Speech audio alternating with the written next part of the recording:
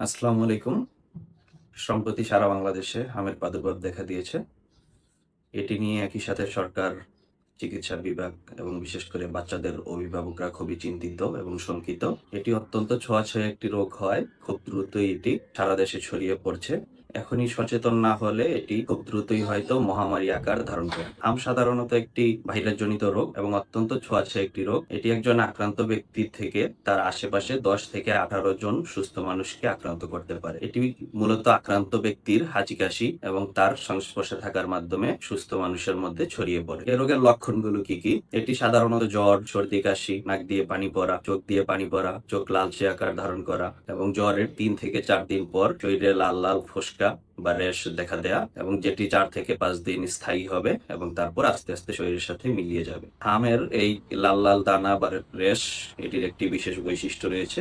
এটি মূলত মুখমণ্ডল থেকে শুরু করে তারপর ঘাড় এবং আস্তে, আস্তে পুরো শরীরে ছড়িয়ে পড়ে। বাচ্চাদের রোগ প্রতিরোধ ক্ষমতা কম থাকায় এটি মূলত বাচ্চাদেরকে আক্রমণ করে। এর পাশাপাশি যেকোনো বয়সের যে কাউকেই আক্রান্ত করতে পারে। কেউ আক্রান্ত হলে আমাদের যেটা করতে হবে, প্রথমেই তাকে নিকটস্থ চিকিৎসা সেবা কেন্দ্রে কিংবা রেজিস্টার্ড চিকিৎসকের কাছে নিয়ে যেতে হবে। তার পরামর্শ অনুযায়ী ওষুধ সেবন করাতে হবে। প্রয়োজন হলে তাকে হসপিটালে ভর্তি করে চিকিৎসা সেবা নিতে হবে। যেসব বাচ্চা বাসায় থেকে চিকিৎসা নিবে তাকে বাসায় অন্যান্য বাচ্চাদের থেকে অবশ্যই আলাদা রেখে তার চিকিৎসার ব্যবস্থা করতে হবে এবং চিকিৎসার পাশাপাশি তাকে পর্যাপ্ত পরিমাণে তরল খাবার, মায়ের বুকের দুধ ইত্যাদি খাওয়াতে হবে। এটি সাধারণত যেসব বাচ্চাদের রোগ প্রতিরোধ ক্ষমতা কম থাকে তাদের বেলায় জটিলতাগুলো বেশি দেখা দেয়। জটিলতাগুলোর মধ্যে রয়েছে চোখে ইনফেকশন হতে পারে এবং সময় মতো চিকিৎসা এবং ভিটামিন এ ক্যাপসুল না খাওয়ানো হলে চোখের ধীরে ধীরে দৃষ্টিশক্তি পর্যন্ত চলে যেতে পারে। এটি শ্বাসনালীতে ইনফেকশন করতে পারে, নিউমোনিয়া সৃষ্টি করতে পারে এবং নিউমোনিয়া থেকে তার অনেক বেশি শ্বাসকষ্ট হয়ে আইসিইউ সাপোর্ট পর্যন্ত লাগতে পারে। এটি মস্তিষ্কে ইনফেকশন বা এনকেফেলাইটিস করতে পারে, যার কারণে বাচ্চার প্রচন্ড জ্বর হবে,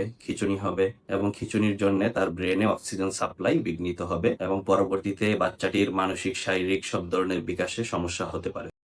ডায়রিয়া করে, যার কারণে বাচ্চা অপুষ্টিতে ভুগবে এবং তার বেড়ে ওঠায় সমস্যা হবে। এবার আমরা আসি প্রতিরোধের উপায়।